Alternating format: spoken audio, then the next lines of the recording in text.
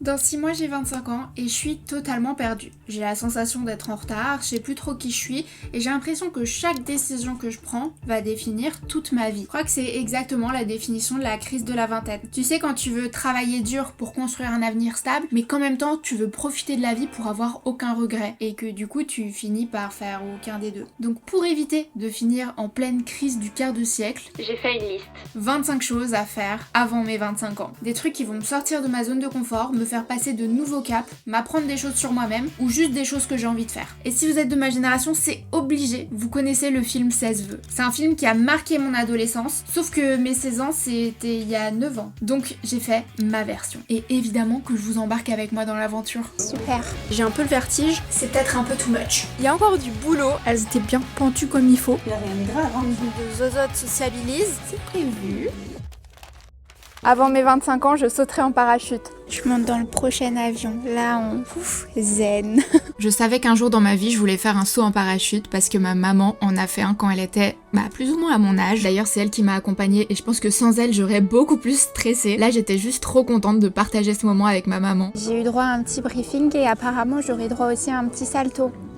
Super. Je m'attendais à ce qu'on me donne beaucoup plus d'infos. On m'a expliqué comment est-ce que j'allais devoir monter dans l'avion, puis comment j'allais devoir me placer une fois que les portes étaient ouvertes et que j'allais être au bord de l'avion, et puis la position à tenir lors du saut. Et c'était tout. Parce que je pense pas que je l'ai précisé, mais je sautais en tandem. C'est-à-dire que j'allais être attachée à quelqu'un, donc j'avais rien à faire à part profiter. J'avais du mal à réaliser que j'allais sauter en parachute jusqu'à ce que je monte dans l'avion. Je suis stressée, mais pas trop stressée. Je pense que quand je serai dans l'avion, il met 15 minutes à monter jusqu'à 4000 mètres. Là, je vais stresser, mais fort. Je vais juste pas réfléchir. Je pense qu'il faut juste que je mette mon cerveau sur off, que je souris, comme ça je lui envoie le signal que oui, on est content de faire ça, c'est chouette. Et je pensais justement qu'à ce moment-là, j'allais stresser énormément. Mais en fait, il y avait une bonne ambiance dans l'avion et donc j'ai pas eu le temps de stresser. Bon, j'avoue, quand on a commencé à me faire un briefing, là, j'étais pas hyper sereine, mais je me suis forcée à sourire et ça va tout de suite mieux. Quand vous avez peur, juste mettez un grand sourire sur votre visage et votre cerveau, il comprendra plus rien. À partir du moment où ils éteignent le moteur et ils ouvrent la porte de l'avion, tu n'as plus le temps de réfléchir. En déant les 30 secondes, T'auras sauté dans le vide.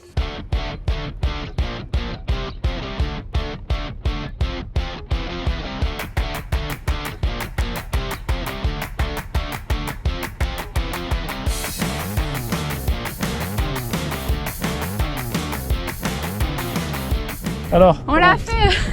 Incroyable. C'était génialissime. Genre vraiment, je vous recommande de faire ça une fois dans votre vie. Il se pourrait que j'ai carrément eu un coup de cœur sur le saut en parachute. Si vous vous demandez un peu en termes de sensation, t'as l'impression de tomber 1-2 secondes et après il y a tellement de résistance avec le vent. Bah là, il y a un gars qui m'avait dit que le vent il allait à 220 km/h, que du coup tu sens juste la résistance du vent et tu sens pas que t'es en train de tomber. Et puis après quand il ouvre le parachute, c'était super doux et après c'est juste une balade. Et j'ai un peu le vertige, j'ai pas du tout eu la sensation du vertige parce qu'on est à 4000 mètres d'altitude, donc il n'y a plus du tout de relief au niveau du sol. Et heureusement, c'est pas moi qui devais sauter, sinon je crois que je me serais défilée.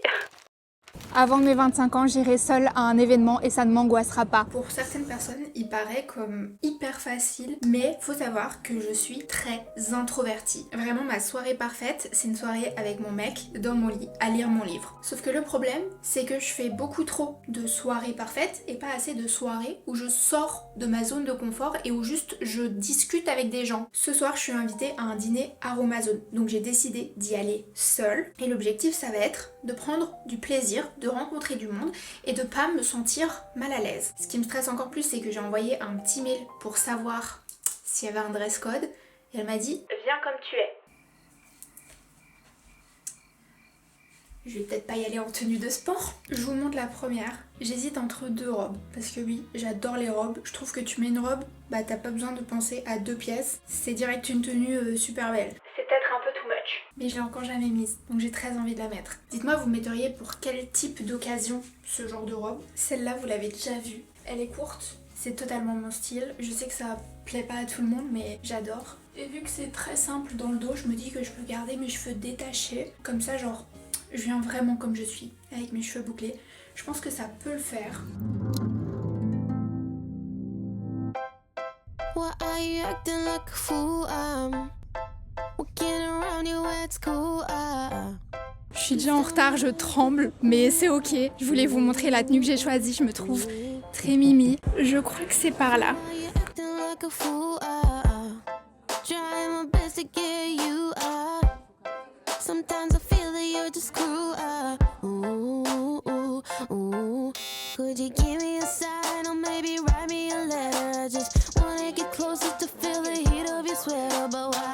Au début, je vais pas vous mentir, c'était assez compliqué parce que j'étais entre deux groupes de personnes qui se connaissaient et donc j'étais juste à me demander comment est-ce que j'allais introduire une conversation avec n'importe quelle personne pour juste parler. Pendant le dîner, c'était assez on and off, c'est-à-dire que je parlais un petit peu à une personne et puis juste je me retrouvais à manger et à juste regarder dans le vide, puis je parlais 2 minutes à une autre personne. Mais après le dessert, il y a eu une autre dynamique, il y a pas mal de créatrices de contenu qui sont parties, du coup on s'est retrouvés en plus petit groupe et là j'ai pu discuter avec 3 autres filles, dont 2 que j'avais déjà croisées à des événements, donc c'était vraiment chouette et donc je repars assez contente de moi. Il y a encore du boulot avant mes 25 ans, avant que je sois à l'aise socialement, mais j'ai 25 ans dans 6 mois, donc j'ai encore 6 mois pour taffer là-dessus. C'était la première édition de Zozote Sociabilise, il y en aura d'autres, mais sachez que je vais faire un effort sur moi-même pour être à l'aise socialement, ce serait pas mal.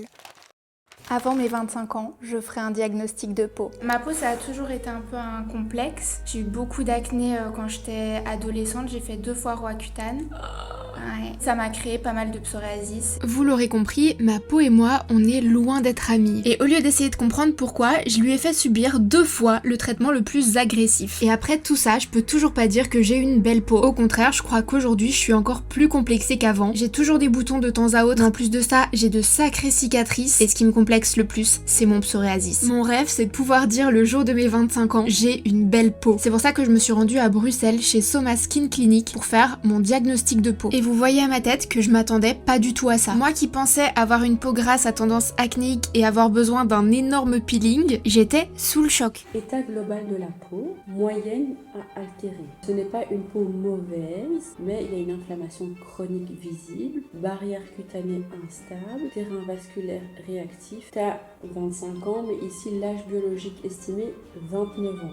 Grâce à son expertise et à l'imagerie médicale qu'on a fait de ma peau, Sarah a directement vu qu'il fallait qu'on se concentre sur ma barrière cutanée, parce que la plupart de mes soucis sont causés par un dérèglement de celle-ci et une inflammation de ma peau. On est donc parti sur un protocole de la marque DMK. Je te jure, je crois que je pourrais pleurer si t'arrives à faire disparaître mes plaques. Ça va réparer ma barrière cutanée au lieu de juste traiter les symptômes. En fait, DMK aussi, c'est pas très connu en Europe, parce qu'on est très en retard surtout.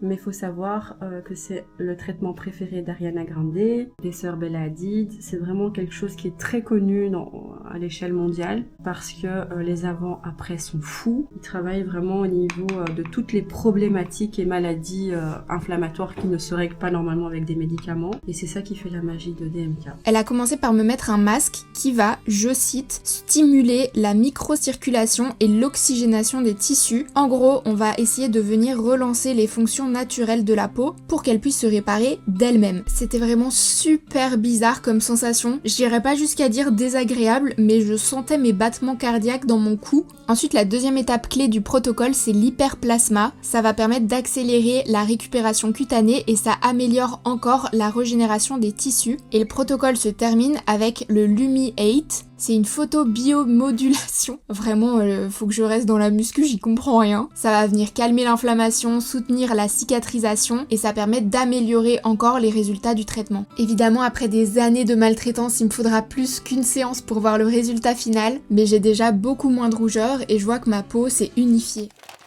Avant mes 25 ans, je courais un 10 km. On est à Paris, il est 8h30, on part dans à peu près 15 minutes pour mon premier 10 km. Parce que je me suis dit qu'après 6-7 semis, il était quand même peut-être temps de faire un 10 km. Donc écoutez, aujourd'hui, on va aller tester mon record pour les 10 km UNICEF. Je stresse. Je vous avoue que depuis le semi de Paris, j'ai pas réglé mon problème d'hyperthyroïdie. Donc beaucoup de fatigue musculaire, nerveuse, beaucoup de palpitations cardiaques. Enfin bref, c'est pas les meilleures conditions. Mais on va pas prendre ça comme excuse.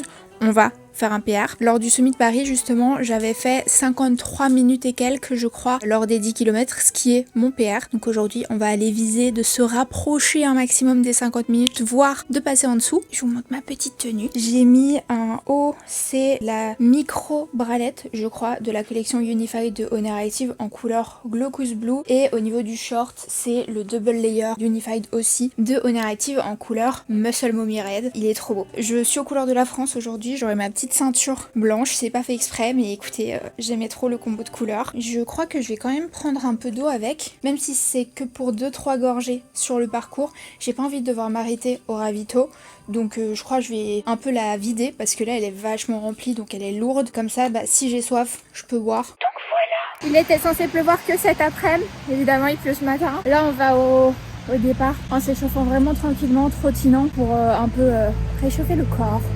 Parce que là j'ai vraiment froid.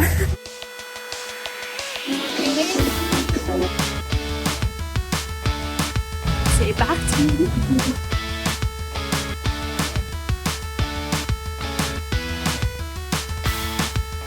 3 km, j'ai chaud.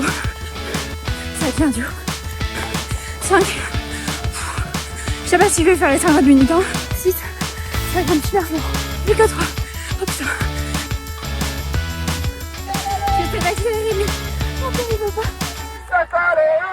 Je vous fais un petit débrief, on est rentré, on s'est douché, tout ça, enfin bref, on doit libérer la chambre d'hôtel assez vite, mais waouh, qu'est-ce que c'était dur. J'ai pas fait mon objectif, je voulais atteindre les 50 minutes, mais honnêtement, ça l'a pas fait. Je m'attendais pas à ce qu'il y ait autant de dénivelé, ça paraît peut-être peu, mais il y avait 50 mètres de dénivelé sur 10 km et je l'ai fort senti. Genre il y avait des pentes, elles étaient bien pentues comme il faut. Et honnêtement, je trouve qu'un 10 km est tout aussi dur, voire même plus difficile qu'un semi, parce qu'en fait t'es dans le mal très très vite, alors qu'un semi, t'es pas censé être dans le mal pendant les 10 premiers kilomètres, je dirais. Donc là, c'est comme si tu faisais les 10 derniers kilomètres d'un semi, bah du coup, il y a plus aucun plaisir. Enfin, en tout cas, pour ma part, je préfère les semis, voilà, les longues distances, je préfère. Il me restera encore à faire un 5 km un jour pour avoir fait toutes les distances. Évidemment, il y a le marathon, mais ça, c'est prévu. Pas encore tout de suite. Là, il faut récupérer. Je sens que mon corps, je l'ai bien poussé dans ses retranchements ces derniers mois. Je pars bientôt en vacances. Je vais pas trop faire de sport, un petit peu, mais pas trop. Et je sens que j'en ai bien besoin dans la tête, mais aussi mon corps a bien besoin de se détendre. Avant mes 25 ans, j'irai voir une styliste. Aujourd'hui, on va explorer 3 choses. La couleur, les coupes, et puis on va explorer aussi tout ce qui est style. Ce qu'on va faire déjà, c'est observer comment tu réagis au chaud et au froid. Si je place ce premier foulard sous le menton, on va tout simplement voir s'il y a quelque chose qui se passe quand on compare les deux. Mais moi je trouve que celui-ci, il apporte vraiment beaucoup plus d'éclat. Je trouve il unifie un peu l'autre et faire sortir un peu les... Ouais. Bah tu vois, on le voit toutes les deux. On va comparer ici une nuance de l'automne avec une nuance hivernale. Qui est, je trouve assez intéressant, c'est que j'observe d'abord le foulard avant de te regarder toi. Et donc ça te domine un peu. Alors que si je fais ça, tu vois, directement, on revient à ton visage et il y a plus de lumière. Ouais. C'est pas que le clair te va pas, parce qu'on l'avait déjà vu tout à l'heure, le abricot il t'allait super bien. Mais là, comme tout est clair, en fait, il n'y a pas de résonance ni avec tes yeux, ni avec tes sourcils, ni avec tes cheveux. Alors que si je retourne sur des nuances un peu plus profondes, directement, tu vois, comme tu te rallumes, c'est net, hein. Et donc, si tu regardes le très froid ici, ça va rougir, ça va créer des petites imperfections, ça va créer la fatigue, alors que ici, bah là t'as bien dormi quoi. T'es hyper en forme, il y a quelque chose qui est beaucoup plus réveillé dans ton visage. Donc pour toi, on est plus sur des nuances orangées, dorées, donc même l'or est plus intéressant que l'argent de façon générale. C'est hyper drôle parce que je porte presque que de l'argent. Mais après, c'est rien de... y a rien de grave, hein.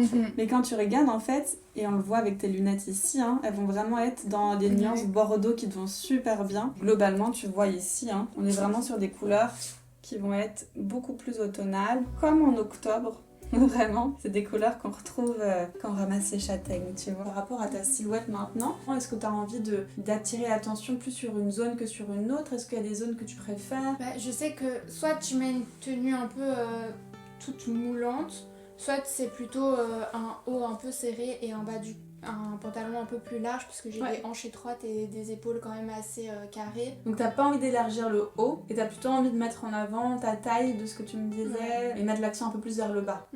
C'est ça. Hein. Ouais. Donc ici par exemple, t'as vraiment un premier repère ici en termes de repère ossature, épaules. Quand on regarde ici et là, on peut voir que t'as une silhouette avec un peu plus d'épaules que de bassin, ce qui fait que ça correspondra aussi à ton objectif. Pareil, je trouve que j'ai un buste assez petit, donc avant je mettais vraiment des tailles hautes au-dessus du nombril et en fait je trouvais que ça n'allait pas quoi. Déjà là je trouve ça fait bizarre. En fait tout dépend comment ça va être placé, c'est-à-dire que par exemple si c'est un taille basse placé droit, tu vois, là ça va rétrécir ton buste. Si tu le places comme ça va en fait créer une ligne marquée au niveau de la taille. Donc c'est même pas en termes d'auteur de buste que ça va se jouer, c'est plus en termes de taille. On va regarder 3 choses. On va regarder comment faire pour jouer avec les harmonies de couleurs. On va jouer aussi à attirer l'attention et on va faire en sorte de flouter ce qu'on a envie de flouter. Ça va être un top asymétrique qui va mettre en avant ton épaule sans l'élargir. On va adorer aussi tout ce qui est vraiment très évasé en bas. D'où les pantalons justement un peu plus larges qui vont super bien répondre